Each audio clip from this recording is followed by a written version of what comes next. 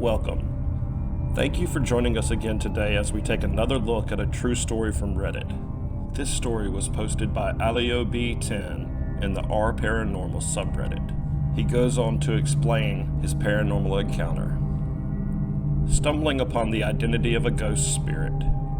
Haunting. My child, like most children, had an imaginary friend. I had a 2-bedroom apartment at the time. Gerard, my son, is now in adulthood and he can still recall the odd things in our apartment clearly. But as a child, this spirit to him was simply a friend who had him up to all sorts of mischief. Gerard was about 6 at this time. Gerard remarked to me that Shami Lakan keeps waking me up at night. He wants me to play. My wife and I had dealt with Shami's so-called requests that led to Gerard behaving badly and breaking and throwing toys against his wall on a regular basis, thinking it was simply Gerard acting out for attention. One afternoon, Gerard approached me and said, "Shami wants me to open the window." Now this alarmed me straight away, as we live on a 4-story apartment block. Even though the windows are well child-proofed, I stressed to Gerard that he should stay well away from the windows, and I didn't entertain the idea of his imaginary friend at this point. I point-blankly warned him harshly. Gerard said that he told Shami that he would get into trouble. Gerard went back to his room. About 1 minute passed, and I heard the bedroom door slam extremely hard, and Gerard began to scream. At first, I thought that my wife had come in and a draft had made the door slam, which could have been the case, as it happens sometimes. But on this occasion, the sheer force of the door slamming was immense. I ran down the hallway and tried to open Gerard's door. It was tightly shut, with the handle of the door held in place. I'm a big athletic guy, played professional soccer, and I was struggling to open the door. I could hear the toys and furniture being tossed and thrown throughout the room. This seemed to last forever as I shouted, banged, and pushed at the door. Eventually, I fell through the door and stumbled forward. Initially, my first instinct was to seek out Gerard, who was clearly in distress and hiding, cowering in the corner. The room was upside down. I mean, to paint a better picture, it would have taken the strength of 2 to 3 men to cause this much damage and mayhem in what was about 30 seconds of time. I was in disbelief. I couldn't comprehend what had taken place. I was in shock. I took Gerard, my boy, out of the room into the living room and checked him over. Thankfully, there was no cuts or bruises. He was just shaken up. He keeps looking over my shoulder down the hall and saying, "He's looking at me. He done it. Shami done it."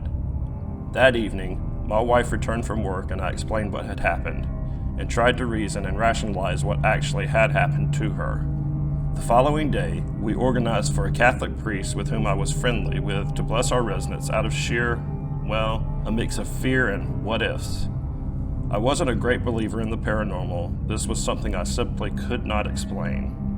We had Gerard stay with us in our room for some time. Things went relatively quiet for the next couple of weeks. We as a family had a small getaway organized and off we went.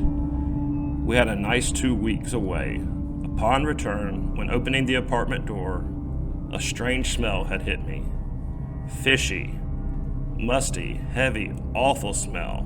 I said to my wife, "Wow, did you leave food out somewhere?" She adamantly proclaimed that she didn't. I went straight to the kitchen. Nothing was out. Everything was in its place. I walked back down the hall, and my wife called me. I said, "Hold on," as I was checking the rooms. I just instinctively went to Gerard's room. When I opened the door, I was hit by a smell of death. Disgusting. Not only that, the whole room's contents were moved to the back end of the room, pushed like all at once. Sitting in the middle of the room was a small black book, which turned out to be a Bible that we had never seen or brought into the house. At this point, our heads are now spinning. What is going on? I made some phone calls to relatives to have us stay over and deal with all this. I needed to get to the end of it.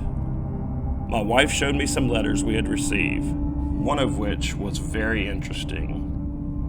It was a correspondence from a person trying to find a person by the name of Seamus Larkin. He said that he had been searching for Mr. Larkin, and the scent had ended here, with his address at our apartment.